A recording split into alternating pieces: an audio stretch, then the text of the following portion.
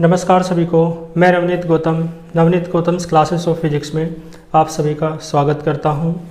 तो जैसा कि आप सभी जानते हैं, मैथमेटिकल फिजिक्स में वेक्टर अलजेब्रा में एमसीक्यूज़ हम कर रहे हैं और क्वेश्चन नंबर 10 तक हमने कर लिए थे। आइए क्वेश्चन नंबर 11 देखते हैं। देखो क्या कहा, ए बोट यानी कि एक नाव है, इज मूविंग चल रही है with a velocity 3i cap plus 4j cap with respect to ground. ठीक है, तो एक नाव है ना, एक बोट है जो ग्राउंड यानी जो साइड में किनारा है उसके रेस्पेक्ट में कितनी स्पीड से चल रही है, कितनी वेलोसिटी से चल रही है। ठीक है, इतनी। तो देखो इसका सोल्यूशन यहाँ को देख लो। तो जो बोट है, मान लो उसकी जो वेलोसिटी है बोट की, क्या मान लो VB कितना हो जाएगा 3i cap plus 4j cap. ठीक है जी, वेक्टर VB वेलोसिटी है और i कैप j कैप के रूप में है तो वेक्टर में रही है। आगे कहा the water in the river, जो वाटर है रिवर में, इज मूविंग विद वेलोसिटी। ठीक है, वाटर की वेलोसिटी दे रखी है इतनी विद रेस्पेक्ट टू ग्राउंड। ठीक है, तो ये है वेलोसिटी ऑफ वाटर W। ठीक है जी, कितनी है, माइनस का 3i कैप और माइनस का 4j कैप। तो आपसे पूछा है the relative velocity of boat with respect to water. ठीक है, ध्यान देना, रिलेटिव वेलोसिटी किसकी है, बोट की है ना, और किसके रेस्पेक्ट में, वाटर के रेस्पेक्ट में, यानी VBW। और देखो रिलेटिव वेलोसिटी का मैं आपको फॉर्मूला बता दूं, क्या होता है, वेक्टर VAB है मान लो, तो ये होता है vector VA minus vector VB। ठीक है, ये तो आपने 11th क्लास में पढ़ा होगा। मान लो वेक्टर BA है तो vector VB minus vector VA। ठीक है, इसका मतलब है relative velocity of A with respect to B बराबर क्या होता है, vector VA minus vector VB। ठीक है, यानी velocity of A minus velocity of B। ठीक इसी प्रकार relative velocity of B with respect to A। ठीक है, जिसकी होती है वेलोसिटी वो पहले आता है और जिसके रेस्पेक्ट में होती है वो बाद में आता है। तो velocity of B with respect to A क्या होगी, is equal to velocity of B minus velocity of A। ये फॉर्मूले हैं, समझ में आया।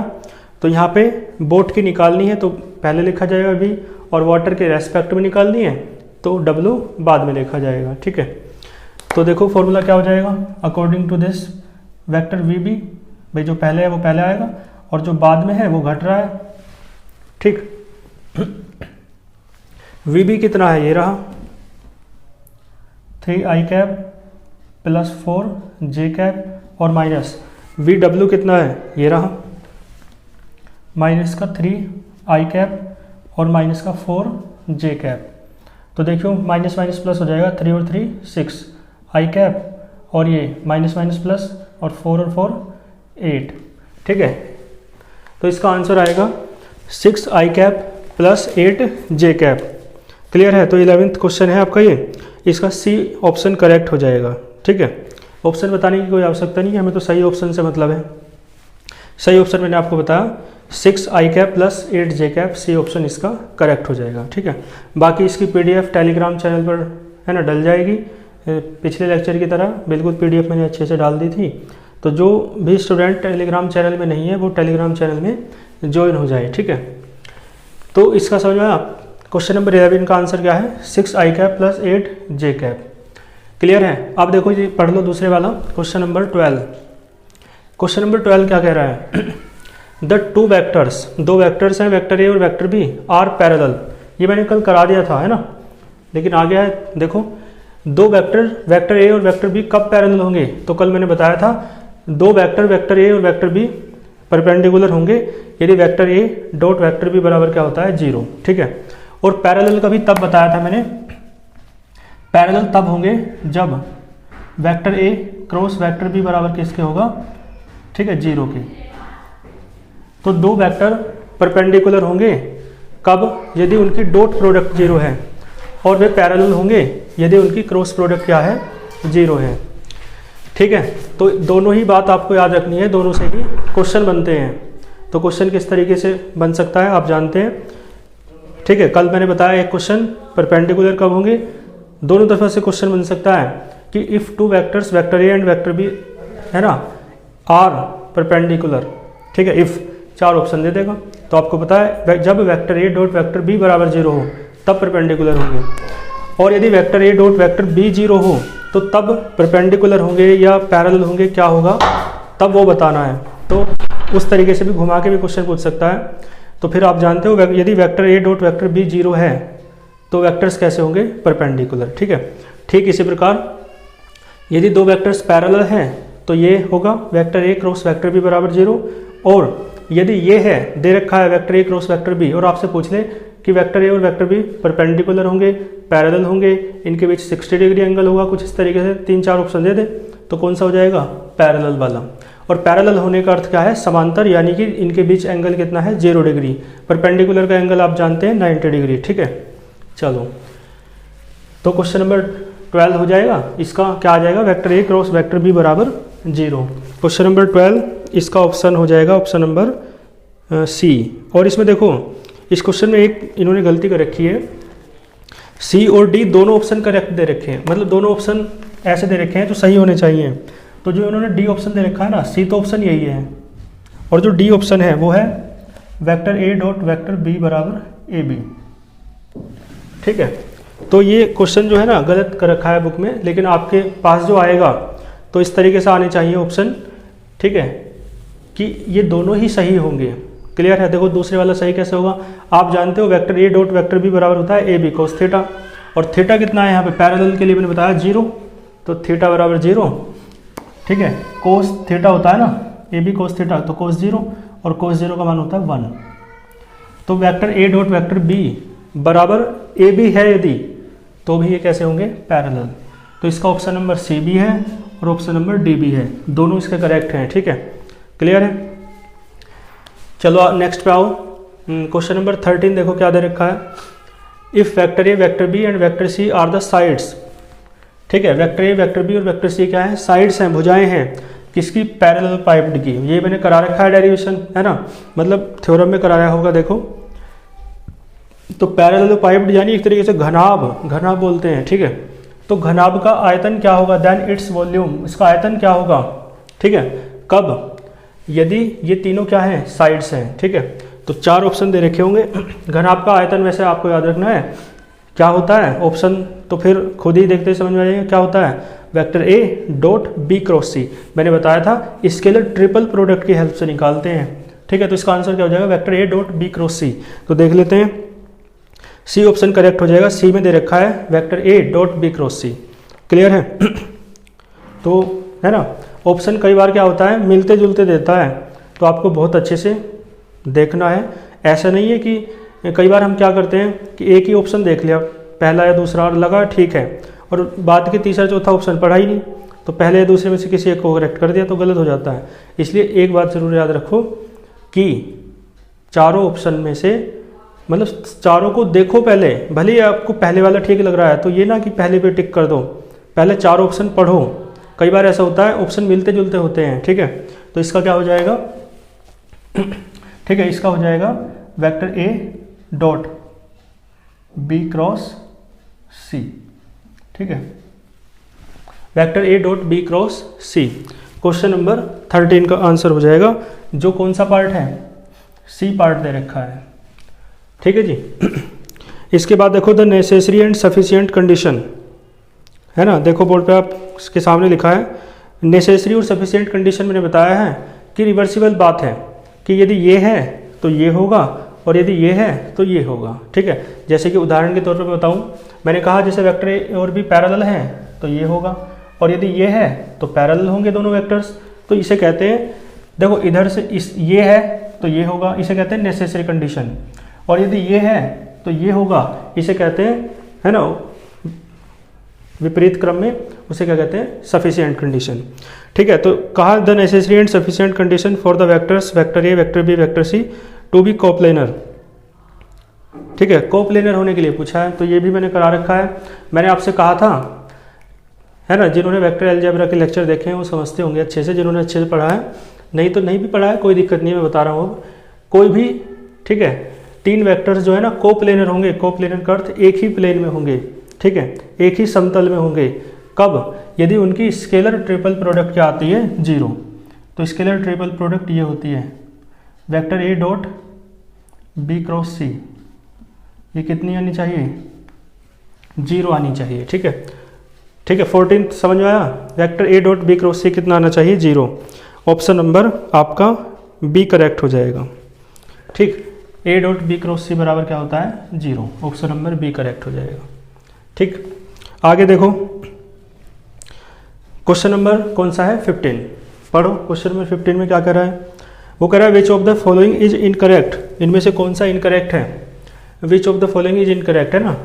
तो देखो 4 ऑप्शन मैंने लिख दिए हैं इसमें, तो देख के बताओ ए डॉट बी क्रॉस सी बराबर क्या होता है? मैंने बताया था ये जो ए डॉट बी क्रॉस सी है ना, इसे आप कैसे लिख सकते हो? ठीक है, एक मिनट रुको जरा।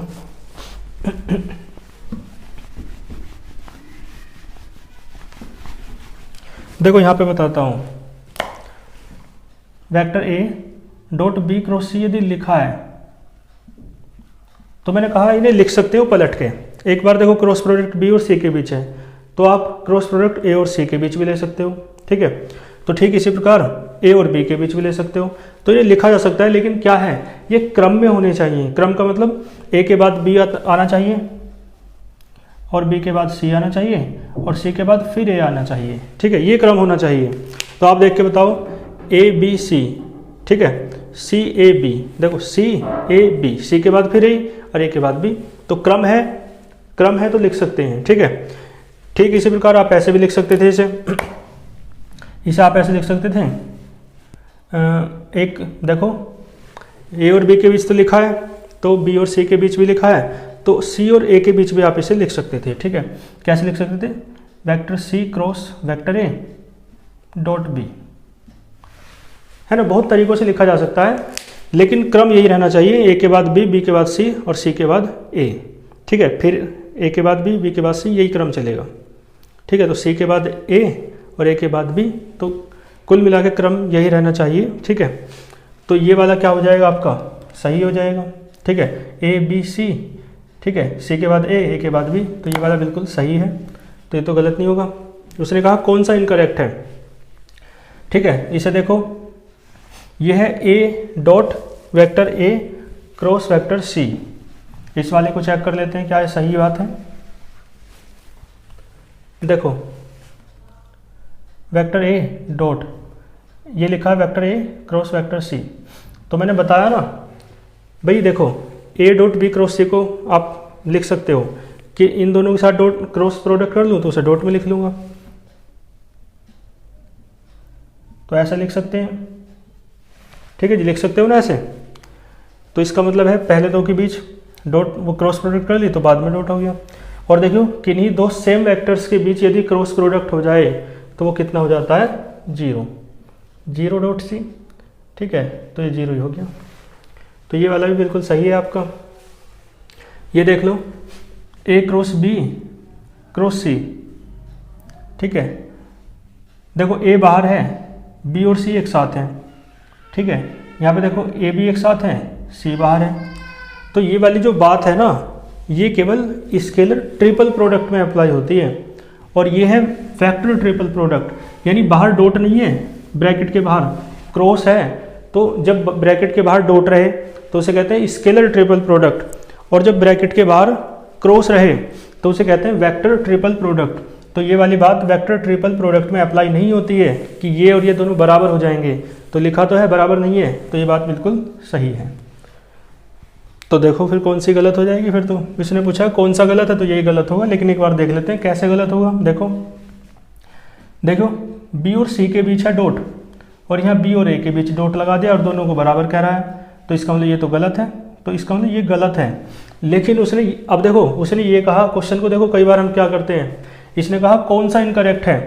ठीक है, तो कौन सा इनकरेक्ट है? डी वाला। तो इसका जो सही आंसर होगा वो डी वाला होगा, समझ गए? मतलब जिसका गोला भरना है आपको वो डी होगा। ठीक है, चलो 15 क्वेश्चन समझ गए, सॉल्व पे आओ। Which of the following relation is incorrect, ये भी ऐसा ही है। इसमें बताना है कौन सा गलत है। तो देखो ए क्रॉस बी क्रॉस सी, ये फॉर्मूला मैंने बता रखा है, जब पढ़ाया था तो मैंने कहा था भैया बी बाहर लो, ए और सी की डॉट प्रोडक्ट कर दो, ठीक है। बी बाहर है, डॉट नहीं है यहाँ पे, बी बाहर ए और सी की क्रॉस प्रोडक्ट कर दो, और फिर सी बाहर लो, ए और बी की क्रॉस डॉट प्रोडक्ट कर दो, ठीक है। बात समझ में आई? बी बाहर ए और सी की डॉट प्रोडक्ट माइनस सी बाहर ए और बी की डॉट प्रोडक्ट। इस तरीके से मैंने फॉर्मूले को याद रखने का आपको मेथड बताया था, ठीक है। तो ये फॉर्मूला बिल्कुल सही है, ये गलत नहीं होगा। और देखो ये तो सब जानते हैं, ए डॉट बी बराबर होता है ए बी कोस थीटा, बिल्कुल सही है, ठीक है। और यहाँ पे आओ, पहले से देखो ए डॉट बी बराबर, देखो मान लो वेक्टर ए बराबर है आपका ए एक्स आई कैप प्लस ए वाई जे कैप और प्लस ए जेड के कैप। और देखो वेक्टर बी बराबर मान लो क्या हो जाएगा, बी एक्स आई कैप प्लस बी वाई जे कैप प्लस बी जेड के कैप। तो इन दोनों की डॉट प्रोडक्ट करोगे तो आई डॉट आई वन तो ए एक्स बी एक्स है ना, जे डॉट जे वन ए वाई बी वाई, के डॉट के वन ए जेड बी जेड। तो ये बिल्कुल सही है, ठीक है। समझ गए ना, डॉट प्रोडक्ट करना तो बहुत बेसिक सी चीज़ है, वो मैंने आपको समझा रखी है, इसलिए मैं ज़्यादा विस्तार में नहीं जा रहा हूँ, मैंने डायरेक्टली करके बताया। इन दोनों की डॉट प्रोडक्ट करके देखो यही आएगा, तो ये भी बिल्कुल सही है। तो पूछ रहा है कौन सा गलत है, तो फिर तो ये गलत हो जाएगा। और ये है कैसे गलत, क्योंकि आपको पता है ए क्रॉस बी के फॉर्मूले में एन कैप भी आता है, और देखो यहाँ एन कैप छोड़ रखा है, तो ये गलत हो जाएगा, ठीक है। आगे चलो, which of the following quantity is scalar, इनमें से कौन सी क्वांटिटी जो है स्केलर है। तो आप जानते हो जिसमें केवल मैग्नीट्यूड होता है ना, परिमाण होता है, डायरेक्शन दिशा नहीं होती है, वो स्केलर क्वांटिटी होती है, ठीक है। तो देखो एक है इलेक्ट्रिक फील्ड, इलेक्ट्रिक फील्ड यानी वैद्युत क्षेत्र, वेक्टर ई से लिखते हैं तो वेक्टर क्वांटिटी है, ठीक है। वेलोसिटी वेक्टर वी से लिखते हैं, वेक्टर क्वांटिटी है। एंगुलर मोमेंटम वेक्टर एल से लिखते हैं, वेक्टर क्वांटिटी है। लेकिन इलेक्ट्रोस्टैटिक पोटेंशियल वी होता है, इसके ऊपर वेक्टर नहीं लगता, तो इसका ये स्केलर क्वांटिटी हो जाएगी, ठीक है। तो ये आपका बी ऑप्शन इसका करेक्ट हो जाएगा।